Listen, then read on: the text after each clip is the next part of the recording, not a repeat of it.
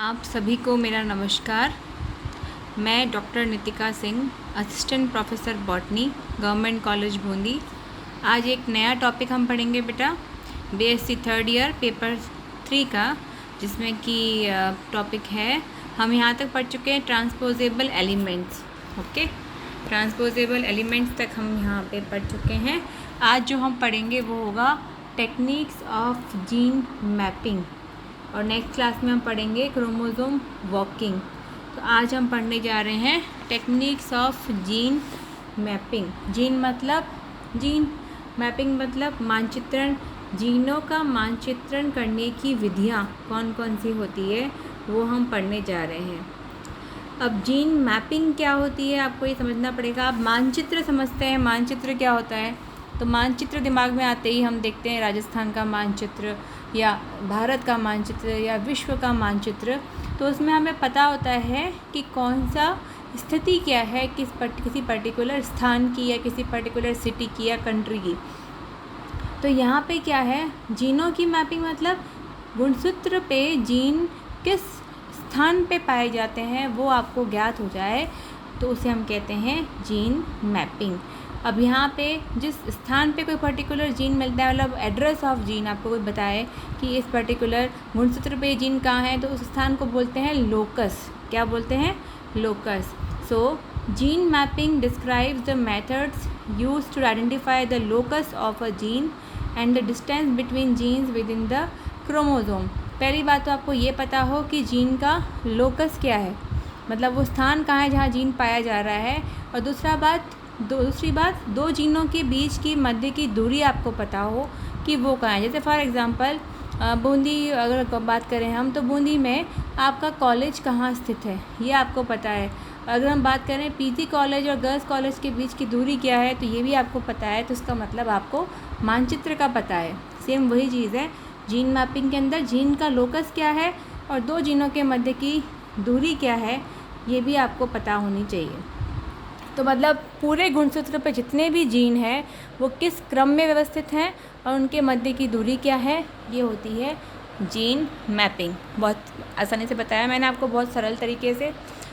और genome map, अगर हम बात करें जीनोम मैप या गुणसूत्र मानचित्र क्या होता है, तो हम बोलेंगे ये एक ऐसा मानचित्र है या फिर एक जीनोम का ऐसा जीनोम को प्रेजेंट करने का ऐसा तरीका है जिसमें लैंडमार्क्स दिखाया जाए, जिसमें जेनेटिक मार्कर्स दिखाया जाए। अब लैंडमार्क्स क्या होते हैं?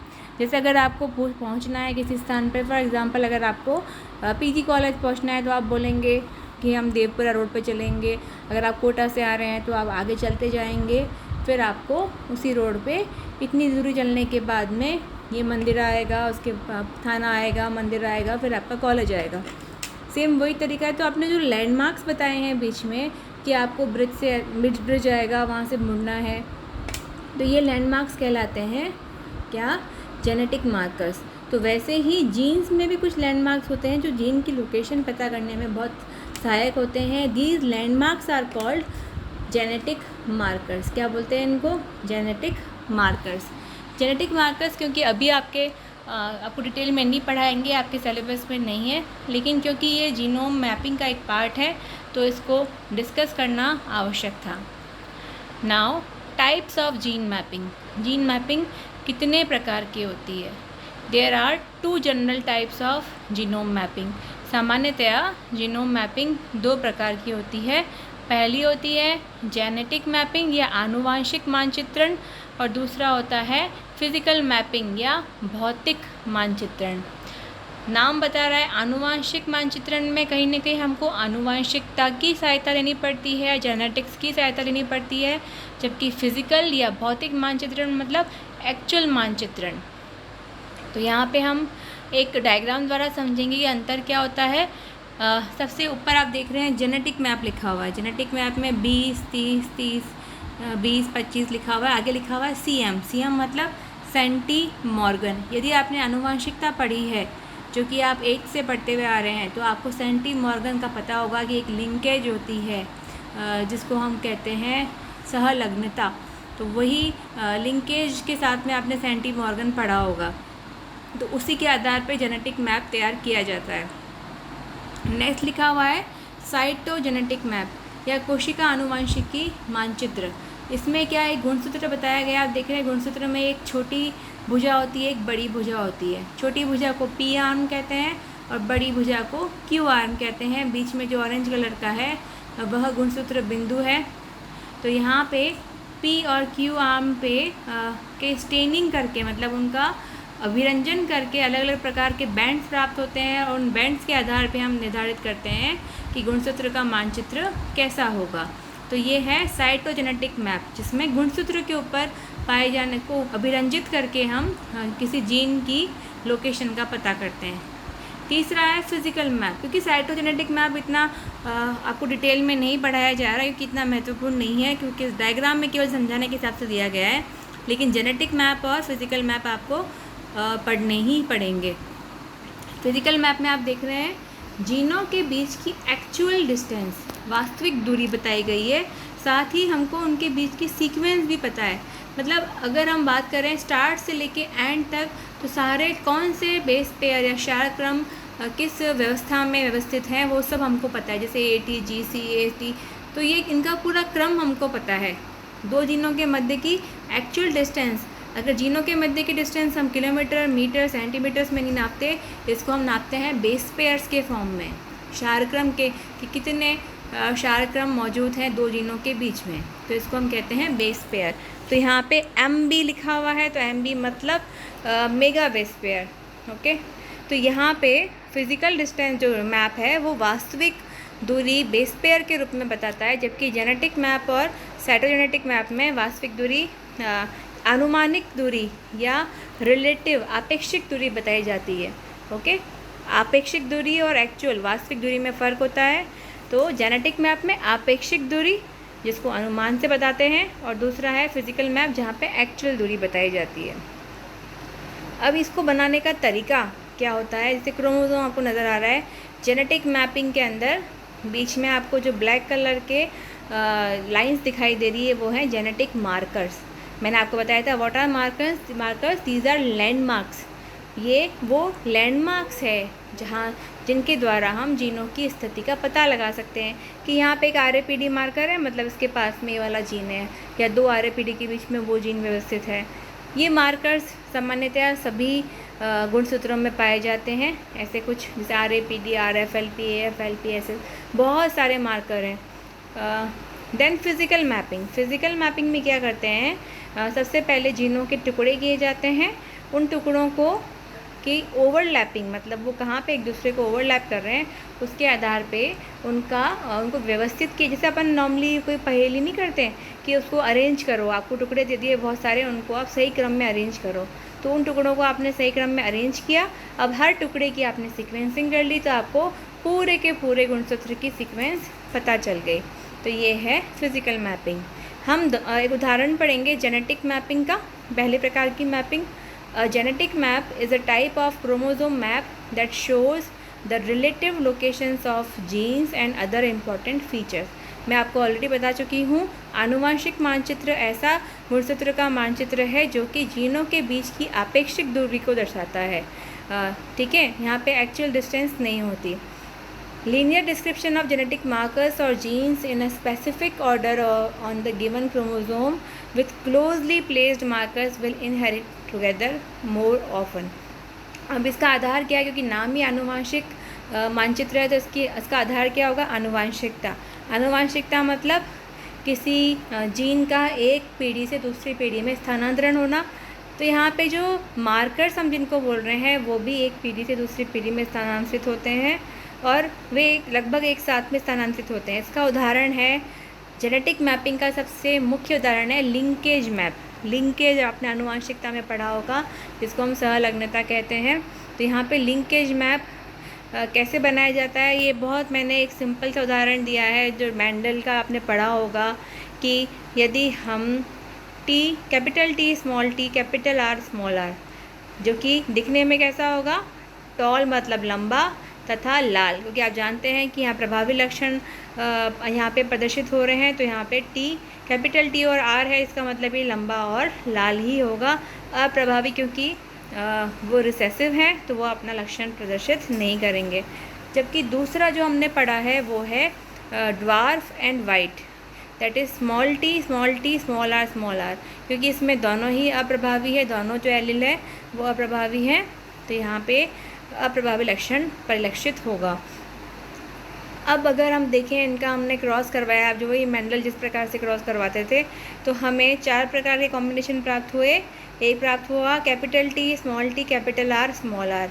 एक प्राप्त हुआ capital T, small R, capital T, small T, capital R, small R, और स्मॉल टी, स्मॉल आर। तो ये 4 कॉम्बिनेशन प्राप्त हुए। अगर हम ध्यान से देखें तो इसमें से जो फर्स्ट और लास्ट वाला कॉम्बिनेशन है वो पेरेंट के समान है, मतलब एक तो है capital T, capital R, small R, ये बिल्कुल पेरेंट के समान है, और स्मॉल टी, स्मॉल आर, ये भी पेरेंट मतलब जनक के समान है।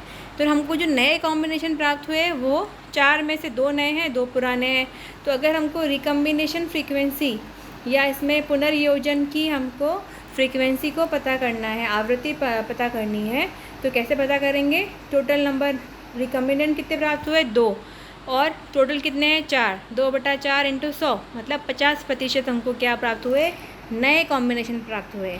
ये तरीका है रिकम्बिनेशन फ्रीक्वेंसी ज्ञात करने का, और जितने नए प्राप्त होते हैं उतना ही होता है उसको उसी के, क्योंकि इसको जो खोज की थी लिंकेज की मॉर्गन नामक वैज्ञानिक ने की थी, उन्हीं के नाम को याद करते हुए इसका नाम रखा गया सेंटी मॉर्गन।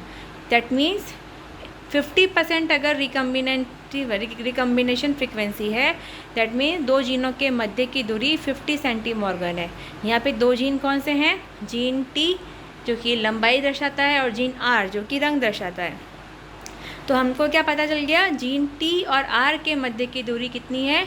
50 senti Morgan. तो इस प्रकार से हम बहुत जितने भी जीन्स हैं उनके मध्य की दूरी ज्ञात करेंगे आनुवांशिकता के आधार पर दूरी, क्योंकि अगर आपने कोई F1 जनरेशन से आपने कोई क्रॉस करवाया ही नहीं है, नेक्स्ट जनरेशन में आपको कोई कॉम्बिनेशन प्राप्त हुए ही नहीं, तो आप कैसे पता लगाएंगे कि ये जनक के समान है या नए कॉम्बिनेशन कौन से हैं? तो आपको आनुवांशिकता की हेल्प लेके दोनों जीनों के बीच की आपेक्षिक दूरी ज्ञात करनी है सेंटी मॉर्गन के रूप में, और उसके आधार पर आप उन जीनों को गुणसूत्र पे एक क्रम में व्यवस्थित कर देंगे, और उसके आधार पे आप उसको गुणसूत्र का आनुवांशिक मानचित्रण या जेनेटिक मैप तैयार कर लेंगे। तो ये मैंने आपको बहुत ही सरल एग्जाम्पल बताया है। लिंकेज मैप कैसा मैप है? एक जेनेटिक मैप या आनुवांशिक मैप है। दूसरा है फिजिकल मैप, क्योंकि लिंकेज मैप में आपने रियल डिस्टेंस प्राप्त नहीं हुई है, आपको आपेक्षिक दूरी प्राप्त हुई है, तो यहाँ पे आपको फिजिकल मैपिंग ज़्यादा इम्पॉर्टेंट है, क्योंकि इसमें वास्तविक दूरी बेस पेयर के रूप में आपको ज्ञात होती है। Physical mapping looks at the physical or actual distance between known DNA sequence including genes by defining the number of base pairs between them। यहाँ पे क्या है? जो भौतिक मैप या जिसको बोलेंगे ये वास्तविक दूरी बताता है 2 जीन्स के बीच में by defining the number of base pairs, कि उनके बेस पेयर क्या है। There are several different techniques used for physical mapping।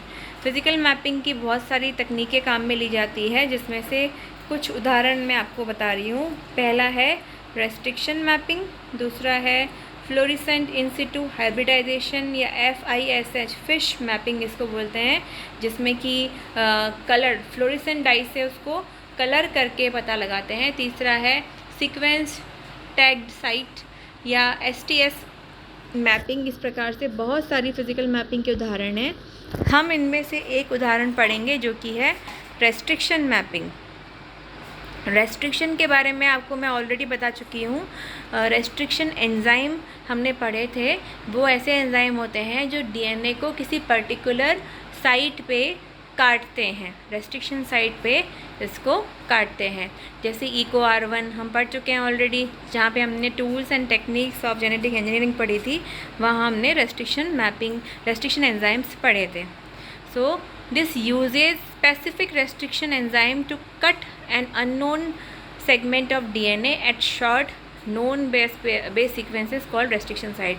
मैं बता चुकी हूँ कि इसमें रेस्ट्रिक्शन एंजाइम्स का प्रयोग किया जाता है जो कि DNA को रेस्ट्रिक्शन साइट पर काटते हैं। देन रेस्ट्रिक्शन मैप, अब रेस्ट्रिक्शन मैप क्या है, shows all the locations of that particular restriction site through out the genome. देखिए मैंने आपको बताया था कि ये जो रेस्ट्रिक्शन साइट होती है, मतलब जैसे अगर अपन EcoR1 बहुत कॉमन रेस्ट्रिक्शन एंजाइम है, इसकी रेस्ट्रिक्शन साइट कौन सी है, GAATTC, जो एक पैलिंड्रोम होती है, मैंने बताया था आपको उल्टा सीधा एक समान है। तो ये GAATTC ऐसा नहीं है कि बस एक ही जगह मिलेगी या दो जगह मिलेगी, ये संपूर्ण जीनोम में, सभी सजीवों के सभी जीनोम में मल्टीपल जगह पाई जाती है। तो ये रेस्ट्रिक्शन मैप क्या होता है कि इन सारी लोकेशंस को अरेंज करके साथ में जीनोम का मैप भी तैयार हो जाता है, कि आपको ये पता है कि ये EcoR1 जीनोम में कहाँ कहाँ काटेगा, तो कहाँ कहाँ इनकी रेस्ट्रिक्शन साइट है, उसी के आधार पे आप इसका मैप तैयार कर देंगे। जो रेस्ट्रिक्शंस एंजाइम द्वारा DNA के टुकड़े प्राप्त हुए हैं, टुकड़ों की आप पहले उनको अलाइन करेंगे, अलाइन मतलब उनको एक क्रम में व्यवस्थित करेंगे, और उसके बाद में हर टुकड़े की आप सीक्वेंसिंग करके उनके संपूर्ण बेस पेयर या संपूर्ण शार क्रम को आप ज्ञात कर सकते हैं। इस प्रकार से आपको वास्तविक दूरी प्राप्त होगी, न कि आपेक्षिक दूरी।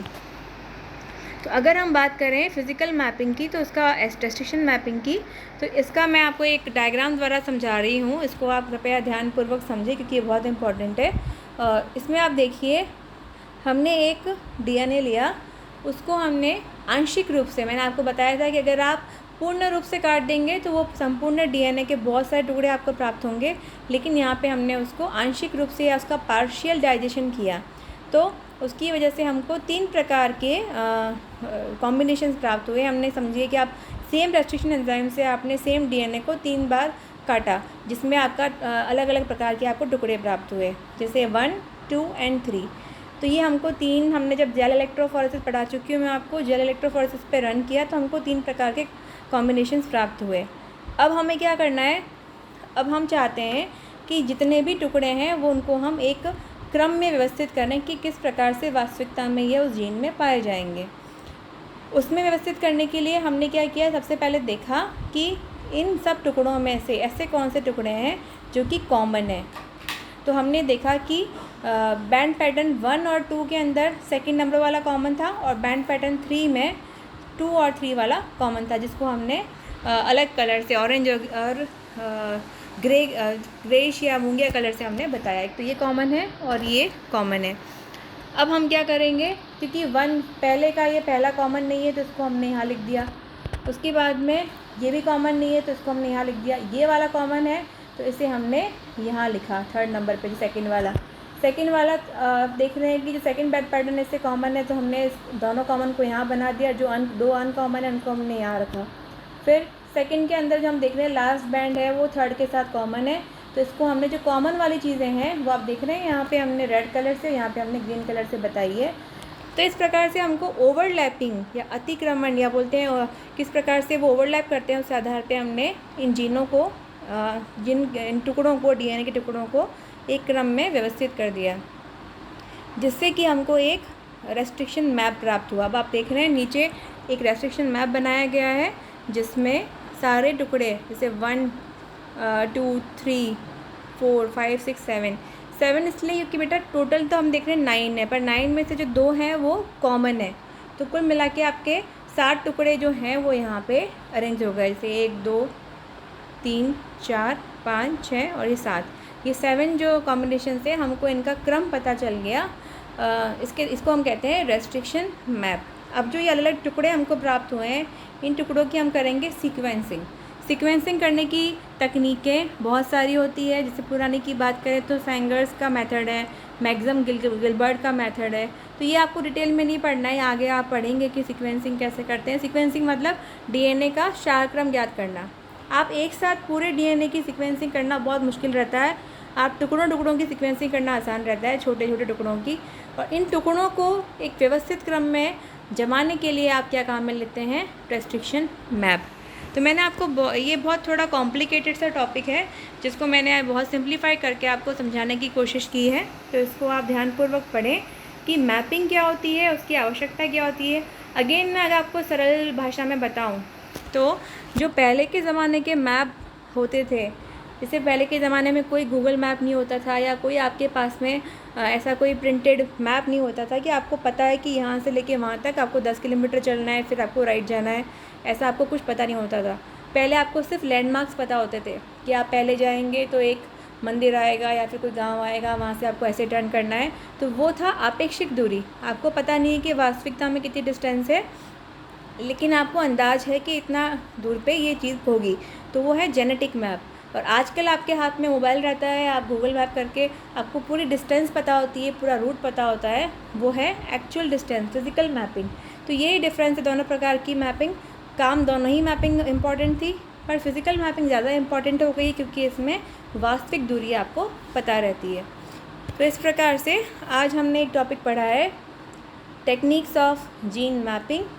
नेक्स्ट क्लास में हम पढ़ेंगे टेक्निक्स ऑफ क्रोमोसोम वॉकिंग, गुणसूत्र चलन जिसको हम बोलते हैं। ये भी एक बहुत महत्वपूर्ण टॉपिक है और इसे हम नेक्स्ट टर्न पे कंप्लीट करेंगे। आज हम इतना ही पढ़ेंगे। धन्यवाद।